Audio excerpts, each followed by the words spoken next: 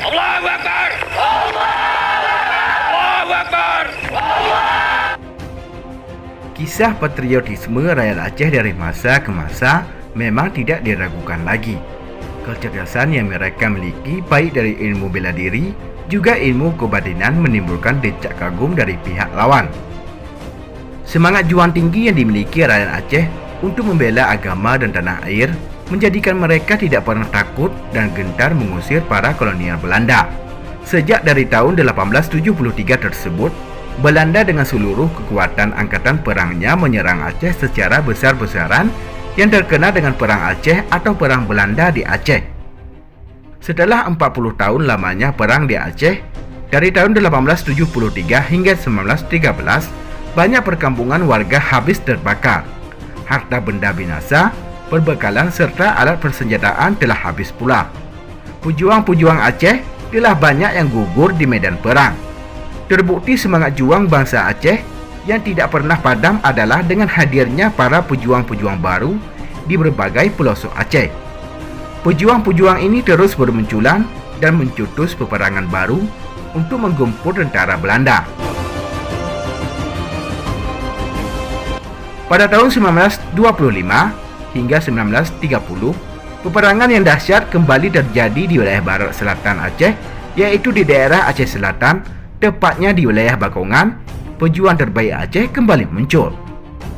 Dalam wilayah ini muncul beberapa pejuang, di antaranya Tengku Raja Angkasa, Tengku Cut Ali, Panglima Rejo Leluklun, dan lain sebagainya. Pada cuplikan kali ini, kami tertarik membahas tentang Tengku Raja Angkasa. Lantas, siapakah beliau? Sebelum lanjut, tekan dulu subscribe, like, dan share agar sejarah Aceh lebih terpandang di mata dunia.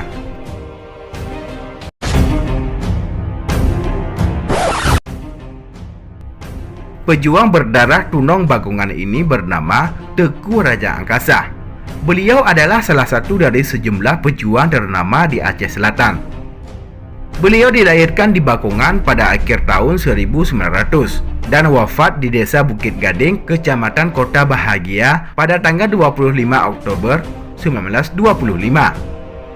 Silsilah keluarga Tengku Raja Angkasa, beliau adalah seorang keturunan saudagar dari Hadramaut, Yaman. Kakek buyut beliau bernama Abdul Rahman. Pada tahun 1790, Abdul Rahman berangkat bersama 11 orang saudaranya menuju negeri timur yang pada saat itu dikenal dengan daerah Nusantara.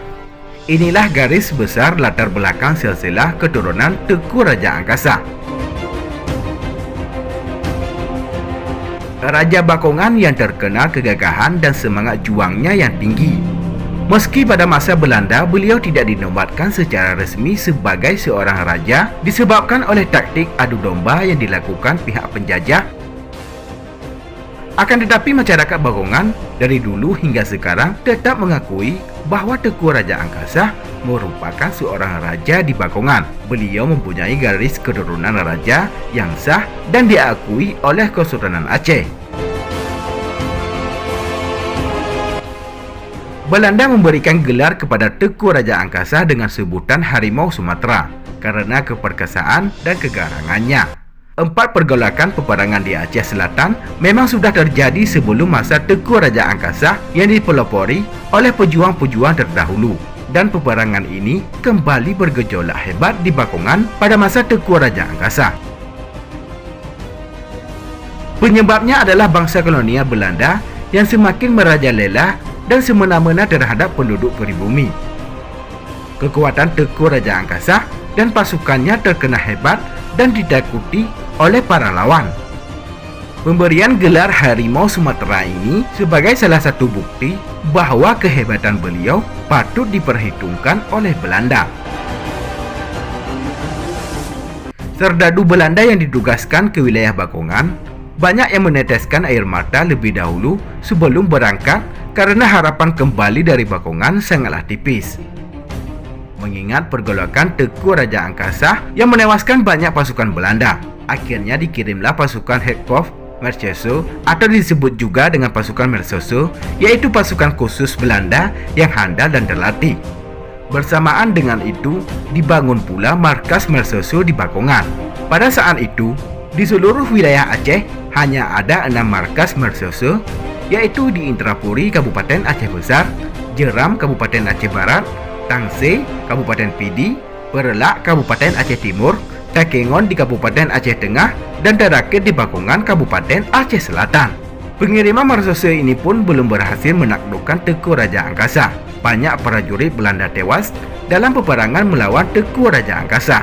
Hampir setiap hari ada saja pihak Belanda yang diangkut dengan kapal yang bernama kapal putih. Kapal putih mengangkut berkali-kali dan hampir setiap hari korban dari perang Bakungan untuk dibawa ke Kuta Raja yang sekarang dikenal dengan sebutan Banda Aceh dan dimakamkan di Kerkhof, perkuburan prajurit Belanda di Banda Aceh. Menurut penuturan Nyak Mah, istri dari Tengku Raja Angkasa, pada saat Nyak Mah tersebut dibawa oleh pasukan Belanda ke Kuta Raja menggunakan kapal putih, dia menyaksikan banyak mayat serdadu terkubur kaku dan komandan kapal mengatakan bahwa mereka mati karena perbuatan suaminya. Ini semua membuktikan bahwa pergolakan yang dilakukan oleh Tengku Raja Angkasa dan kawan-kawan merupakan peperangan yang sangat besar. Bagaimana tidak, setiap prajurit yang dibawa dengan kapal putih dari Kuta Raja menuju Bakungan dalam keadaan sehat bugar akhirnya diangkut pulang kembali dengan kapal putih dalam kondisi menjadi mayat. Pada akhirnya pertahanan Tengku Raja Angkasa mulai lemah dan kemudian Tengku Cut Ali hadir ikut membela dan menyatakan perang terhadap Belanda yang gugur pada tahun 1925. Kemudian disusul oleh Panglima Rajo Lelo di pedalaman Kluk Timur yang gugur pada tahun 1926. Akhir dari perjuangan Tengku Raja Angkasa setelah pertempuran dahsyat dengan pasukan Mersose Belanda yang dipimpin oleh Kapten Paris atau Pang Barat. Peluru terakhir yang bersarang di mulutnya yang ditembak oleh Kapten Paris dan sebelumnya juga ada 2 peluru yang telah mengenai tubuhnya. Maka gugurlah pahlawan pemberani yang berjuang tanpa mengenal rasa lelah. Tengku Raja Angkasa syahid di jalan Allah.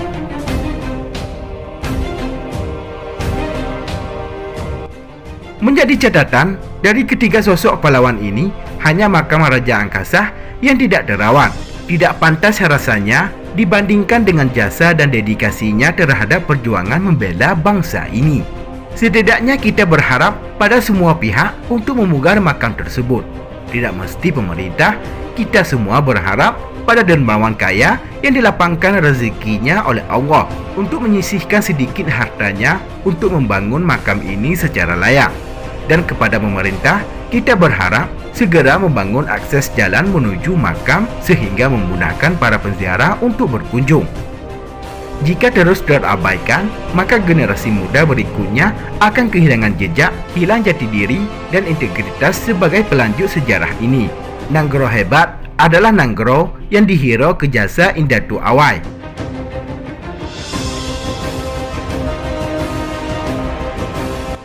Demikianlah liputan Bahasa News. Semoga bermanfaat dan dapat menambah wawasan untuk kita semua. Terima kasih telah menonton dan tunggu video kami selanjutnya.